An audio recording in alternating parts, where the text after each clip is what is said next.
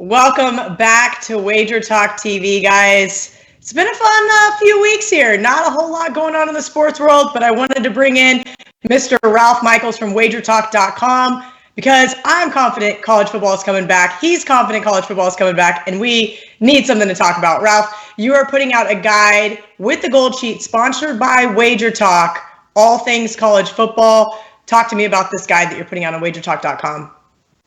First off, health and prayers to everyone. Hopefully you and your families are safe in this quarantine period. And obviously it's given me a lot of time to look ahead to college football. And basically, Kel, we came up with this Gold Sheet college football guide sponsored by WagerTalk because it's the information I look at. It's the base information I think people need to get themselves a set of power ratings moving forward. To expand on that a little bit, you and I will be doing another video, a more detailed video on how to do power ratings for those interested in that subject as well. Absolutely. That's the one I'm really interested in, Ralph, because, well, we all know I don't have time to do my own power ratings, and yours are such a great baseline to get you started for college football season. Now, we're going to talk about this in the other video as well, but it's kind of odd right now because teams aren't having spring games. We don't know when practices are going to start. Two-a-days probably will be had over the month of July, getting in ready for August. But how do you kind of get prepared for this without a ton of knowledge? Well, I'm going to bring up the one subject that's going to be the bizarre subject right away. Some teams had spring practices, some teams didn't. So really? Does the NCAA make an adjustment that those teams that had more practices or a complete practice get fewer practices in the fall? So that'll be one dynamic. But, normally in this preseason type guide, I would have my college power ratings included, but with a lot of teams not having spring games, I take so much out of spring games, watching teams, watching how they compete, watching the strength of quarterbacks' arms, especially, that I didn't want to get a number and put a number in print until I have a decent number later on in the summer when we do a lot more reading when teams come back into camps. Yeah, that makes complete sense to me. So tell everybody what is in this guide. Well, if you look at the explanation guide, I wanted to make it pretty explanatory for people that didn't watch this video. But the question I get often is, why does recruiting record for 2 years ago matter? Why does the returning starters from 2 years ago matter? To me, they are absolutely vital. And in fact, we'll talk more in the power rating video. I actually go back 3 years because there are teams like Ohio State, like Alabama, that are accustomed to only having 9, 10, or 11 starters back every year. So when you have teams and you see they're only returning 11 starters, it's important to know how many returning starters they had the years before to know the impact of this year. Now, number one on the college football explanation page is the 247 recruiting ranks. Why do I put last year and this year? For the same reason. If you look down at number 6 in the guide, that tells you how many players made starts by classes. And in this Big 12 example, you'll see that Baylor's freshmen only made 3.9% of their starts. Well, if I look at Baylor's recruiting rankings for this year, and I know they're not going to play very, very many freshmen, that number's not as important for me. The number 2 years ago is very important because we know what they play. Purdue this year played almost 30% of their starts by freshmen. So I know what Purdue's recruiting rank was last year. I know what it was this year, so we can translate over. So number one is the 247 recruiting rank for both last year and this year. And you have to look at button number 6, or the percentage of starts, to know how many freshmen each team played. And again, note, if they have a new coach, those may change.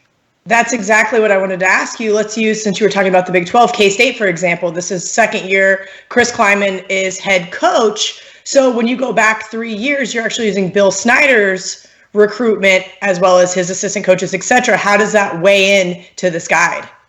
Well, you see that he's in his second year. Let's jump to number 9 now and talk about those coaches. You see the coaches guide. There's only one new coach in the Big 12. That is Baylor with Dave Arkenda. And you see he also has a new OC in DC. So you look at second-year head coaches, and that's an important notice for me. Second-year head coaches are the biggest improvement there is from 1 year to 2 years. But I'm going to go back and jump to number 2 on the college football explanation guide. Last year's returning starters, and then number 2 on the bottom, this year's returning starters. Let's use your K-State Wildcats as an example. We look back at last year, Kelly, they returned 15.2 starters. This year, they're the lowest in the Big 12 with only 9 returning starters. So again, even though we have a second new year head coach, that's a positive. The next column is going to be returning starters, and we see that's a negative. Let's also look at K-State's recruiting. Last year, the first year under Chris Kleiman, they were number 63. Did they improve? Yes. They were number 51 this year in recruiting, so that's a positive. So as we go through the chart, I am basically just doing that. 247 recruiting ranks, what they did the year before. Is this a positive or a negative?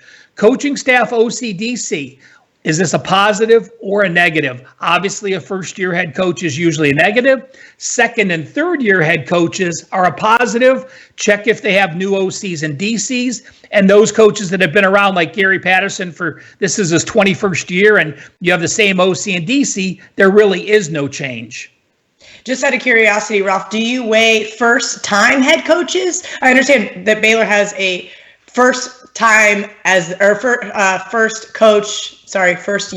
the coach of Baylor, but with coaches with previous head coaching experience, do you kind of weigh that a little bit versus first-time head coaches?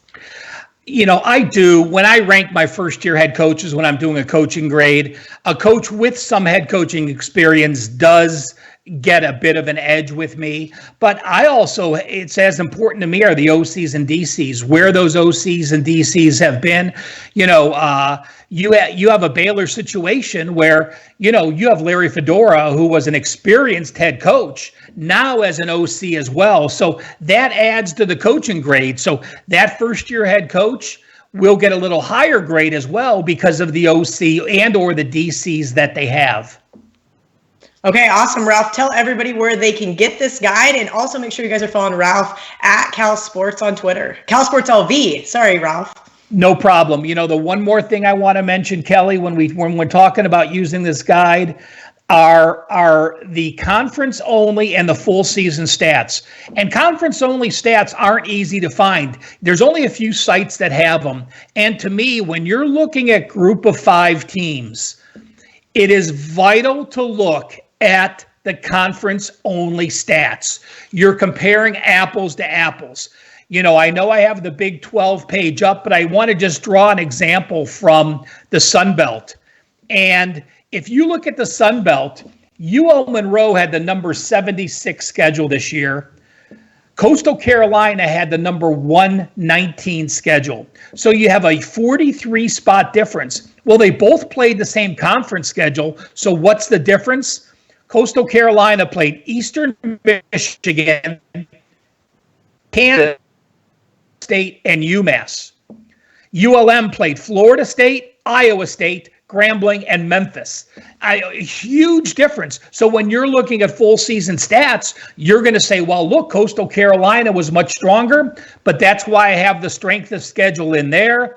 And then when you're looking at conference play, look at conference only stats and find those teams that perhaps were outgained and had a winning conference record, or find those teams that had a positive conference yards per game and a negative record, and those are the teams you look to move up and down. The sheet available at goldsheet.com, and it'll be available on my page at WagerTalk.com. 2 full pages on every team. You have the stat page that we have. And Kelly, I'm sorry, I'm going to add one more bit of information to this. I also added the schedules for each of the conferences. And, great. You know, you now have everyone's schedule for next year, and you're looking at them side by side. And one thing what I do right now when I go through these schedules, When you go to the Big 12, and when you go to the Big 10 and you go to the Pac-12, well, they play 9 conference games. What does that mean? Some teams have 4 home games. Some teams have 5. Mark those games. When you're looking at the schedule, look at the crossover games. 2 examples I want to give you, crossover games. Georgia and Missouri are in the same conference in the SEC. That means you play all your division opponents and you play 2 crossover foes. Well, do you have the same schedule? Absolutely not. Georgia plays Alabama and Auburn. Missouri plays Arkansas and Mississippi State. What a difference, night and day. So you may think these teams are in the same conference, in the same division. They're saying the same schedule. Not even close to the same schedule. In the ACC Coastal, Virginia and North Carolina, 2 teams that are going to contend this year. Virginia has to go at Clemson and play Louisville, the top 2 teams in the opposite division. And North Carolina plays NC State and Boston College. So mark those 4 and 5 home games and road games. Mark those crossover games. And the last thing I want to do, if you're reading in the summer that the team has a game circled, mark that game down, because you look to fade them the week before they play. You can look to fade them the week after, one of those Marco Sandwich situations. So the schedule's there for a reason. Mark those situations, mark those games that people are talking about now, because you may forget about them when that season carries on. But if those kids are talking about the game now in the summer or in August, that's a game you want to remember when you get to that game and that schedule. Awesome stuff, as always, from Ralph. Make sure you guys check out our other video we're going to shoot today on how to do your own power ratings.